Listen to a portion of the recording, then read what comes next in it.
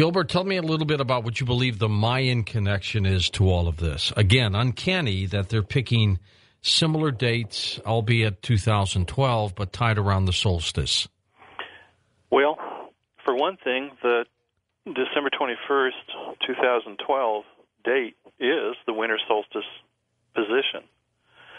And if Wormwood is going out, crossing the ecliptic plane at that time, you can expect that there's going to be major destruction on or around that time, before or after, as the node rings of Wormwood, the gravitational node rings, start pounding down on top of the Earth at that position. The closer the Earth is to that solstice line, either summer or winter, and the node rings come through, the greater the damage will be. The Revelation says, with respect to the outbound activity, that there be an earthquake so great, is greater than any earthquake there has ever been since man came to be on the planet. Oh, great. Yeah, Revelation 16. Check it out. It's a rough one. That's what the Bible seems to suggest for 2012. In your opinion, and let's take the spiritual aspect out of this for just a second. How did this prophecy come to be? The Revelation or the Mayan? Yeah. The Revelation and the Mayan. Well, because it all seems somewhat similar. Well, in the Revelation, John was a prisoner on the Isle of Patmos. He'd been banished, at least temporarily. And while he was there, which it's just an island off the coast of Turkey, the Lord appeared to him and gave him the materials and said, write them down. I'll show you stuff. Write down what you see. So in terms of the revelation, it was given from Jesus himself. And so the book really is the book of Jesus Christ about the end times and the tribulation events and the events that will happen after. But it was written by John, and then it came back to the mainland and started the distribution from there. Probably the first reader of the book of Revelation was Bishop Polycarp, who was one of St. John's friends. So many civilizations have always thought that they were in end times, yet it never occurred for them. Mm-hmm. Why do we think that we're any different? Okay, you want my take on it? Yes. Okay. Well, first off, the end times refers to the times of the age of grace, or the church age, near the end, just before the tribulation. That's a general, hazy, conceptual notion. As it turns out, that could loosely be referred to, the events of this set of years in the 21st century, and the bulk of actually the 20th century covers the end times. The tribulation then is a 7-year period, and then after that comes the millennial kingdom, where Jesus actually takes up residence on planet Earth. Now, the problem for the Christian church was that he didn't come back, he didn't come back, he didn't come back, and he didn't come back. So the church kind of got discouraged, and what they did was they interpreted the Revelation using 3 looking glasses, 3 models. One of them was preterism, which says, well, okay, it's all been fulfilled, forget it. That's the end of it. The other one was millennial, which was, he's not coming back, let's don't worry about it. Mm-hmm. And the last one was the one you referred to, which is called historical or historicism.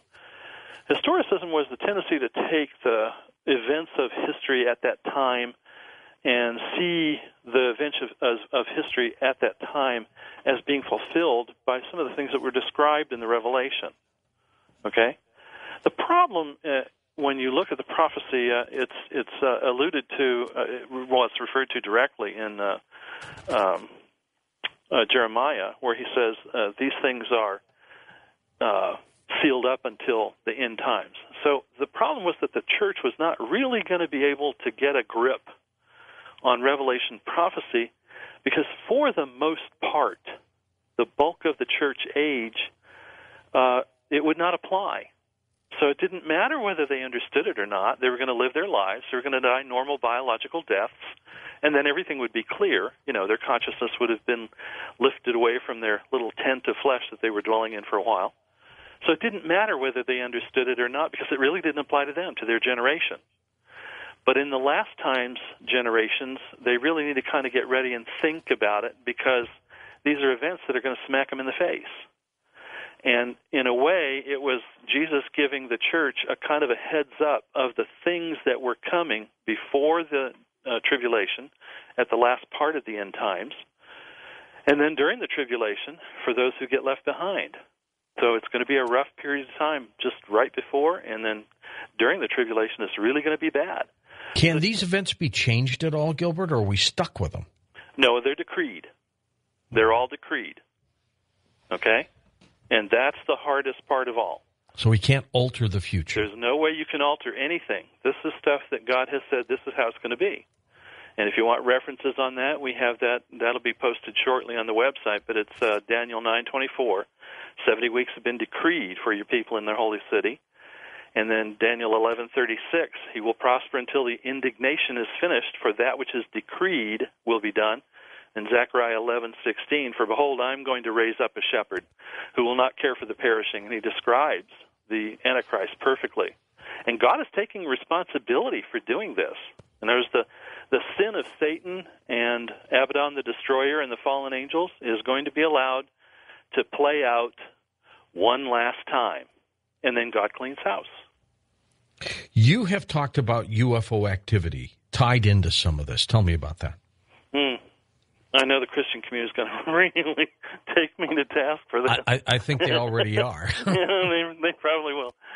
There's a couple of places that, what happens as you start mulling over this and, really trying to think it through and, gritting your teeth and grinding on these ideas, every once in a while, rather strange insights develop, and it's just really hard. They don't come on a schedule that you want. They come when they come, that's all. When I was reading, as you read and study the Battle of Armageddon, there the language is symbolic. It says he wears a vesture dipped in blood, and he spits swords out of his mouth and destroys his enemies. A very flowery, picturesque language. But when you cross-check that with the Battle of Armageddon, with, say, the stuff in Zechariah, where it describes how they will actually die, what you are seeing when you put the two together. Remember, this is your friend Patrick O'Hearn. Mm-hmm. Scripture should comment on Scripture. So what you do when you start assembling the puzzle pieces, basically what's being described isn't a white horse, isn't a bloody cape, and isn't a bunch of swords. It says the plague that these guys will be struck with, it says their flesh will rot on their bones while they're standing up. Their eyes will rot in their sockets, and their tongues will rot in their mouths, and that's before they can hit the ground. So in my opinion, if I had to guess, I'm going to guess that when the Lord comes in and makes that pass over the valley of Megiddo, where there'll be, 2, 3, 4, 5, 10, 20 million men lined up to try to assault Jerusalem and prevent him from taking the throne, he's going to be coming in a very, very large battle cruiser. And I'm going to say it's a UFO. And I don't care if it says it's a white horse, as long as it comes in with terawatts of horsepower, and he unleashes that beam weapon and cooks his enemies where they stand. That sounds like a UFO to me. What about a false flag, something created by mankind to give us the illusion of something like this? I don't think it'll be very false when they start being cooked. The Battle of Armageddon probably won't even last 5 minutes. That fast? That fast. He rolls in. Imagine one of those big Cerulean cruisers or something. Big, hairy, like from Star Wars. Sure. And he rolls in on that thing. They line up on the Valley of Megiddo. Jesus is standing on the bridge, dressed in white. No, he's not going to wear the bloody cape. The bloody cape, a vesture dipped in blood, means that he bears full authority. He wears the authority to shed the blood of his enemies at will. As they line up, the weapons officer says, target acquired. And Jesus turns and looks at him and he says, fire at will.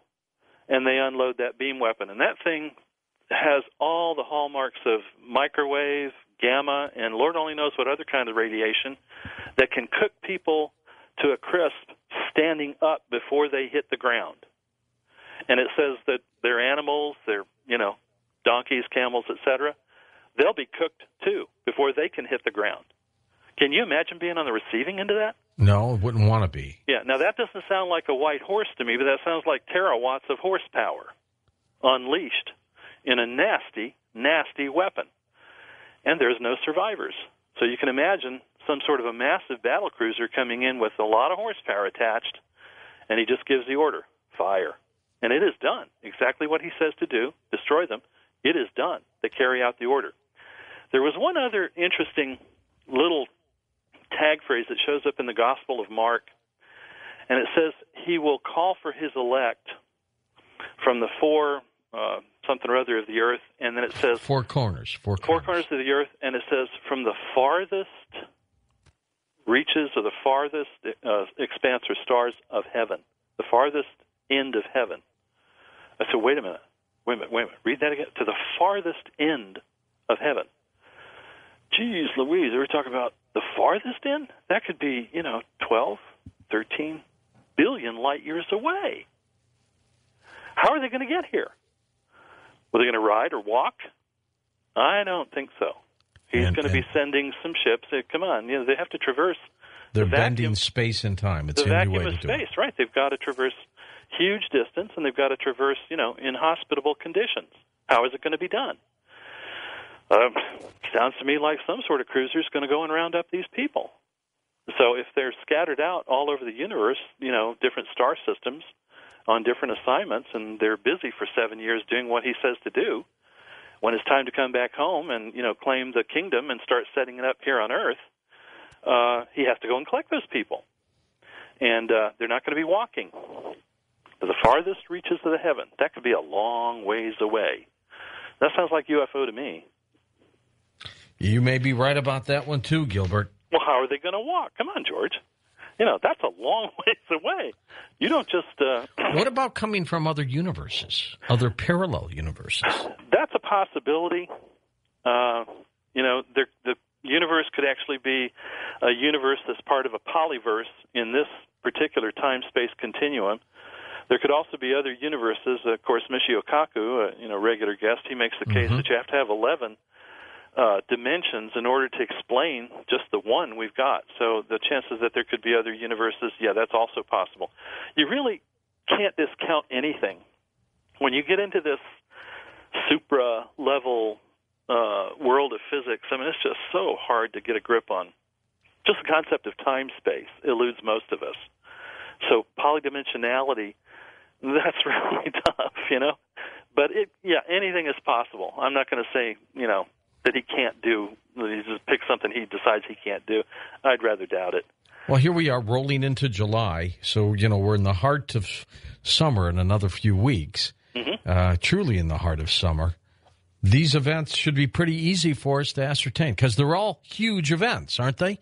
We have earthquakes on this planet every day. Yeah, You're talking about big events. Yeah, not the list I just read you. No. Enough to shake the planet and produce tsunamis and tectonic shifting and, intrusion of iron oxide dust. And, that's quite a list. And that's all up on the website so people can look it up.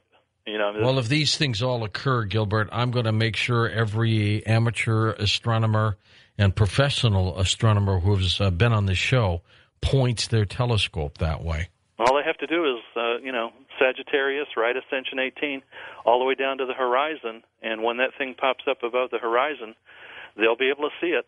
Infrared equipment first, Ed Grimsley's glasses second, and finally you can see it with the naked eye. And that would be about when, the naked eye?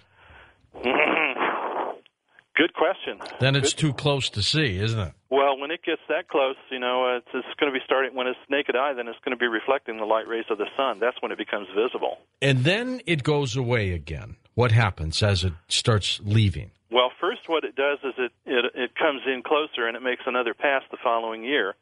And at that point, it exchanges atmospheric gases with the Earth. Right. So that's the events that you read in Revelation 8, where 1/3 of the Earth is incinerated. That's the dangerous one. That's the first major danger, yeah. We're going to have probably millions of casualties with this next event here shortly.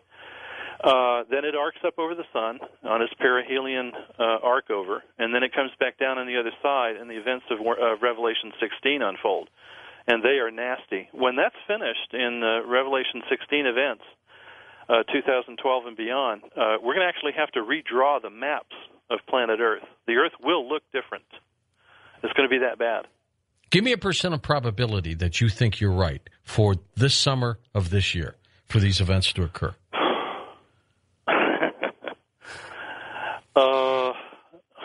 Again, George, I don't want it to be true. Don't forget, this is on tape. I can always pull it out again. Yeah, I feel, 95+%, but, I don't want it to be true. Oh, but Gilbert, that's all right. I mean, you've prefaced that, but you're saying there's a 95% possibility that all these are going to hurt. Okay. Yeah, basically when I interpret the Revelation this way, what you get is a one-to-one mapping that lines up with 6 out of 6 events already taking place exactly as prophesied, in the order as prophesied.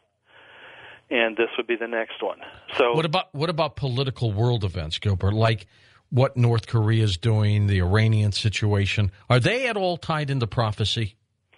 Iran is later. They're not.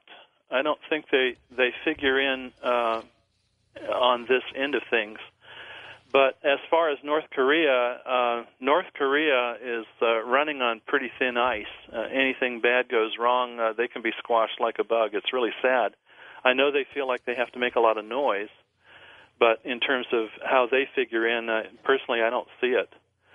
But Iran is actually referred to in the Old Testament that there will be a highway coming in from Iran and another one coming in from Egypt. And it refers to them as Assyria, and Egypt as being part of a, kind of a buddy-buddy group that finally make peace with the Lord. Well, let's hope somebody does, Gilbert. I mean, absolutely. Name of the book, The Millennium Prophecy, the website, linked up at coasttocoastam.com right now, millenniumprophecy.com. We're with Gilbert Eriksen, former Vietnam helicopter pilot who decided to go into this field, and he's done it in a very big way. These helicopters, you glad? Do you still fly them for fun? I wish. Some of the stuff I used to fly around in rents for over $1,000 an hour. I think the last chopper I flew was a Bell 214.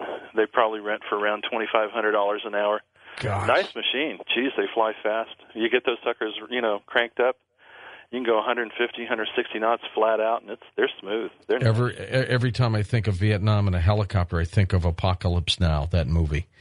With Charlie Sheen being hauled away right at the end. Yeah. Yeah, I think we acquitted ourselves reasonably well. We did a good job. I was proud of the job that we did in Vietnam. It was sort of sad, that the U.S. had predetermined, in the political circles that they were going to abandon the country. Yes. But, at the end of it all, we tried. I think we did a good job for, what we were allowed to do.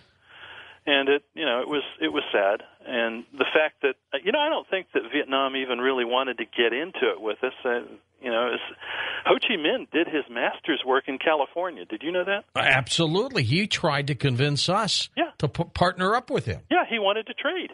Yep. He wanted to see if he could lift his people, Indochina, up out of the depression that they were in and try to speed things along. We had other plans, I guess, Gilbert. That was really pretty nasty because we drove him into the laps of the Communist Chinese, and I don't think he really wanted to go there because there's a lot of ethnic ill will between those two groups. And it wasn't necessary.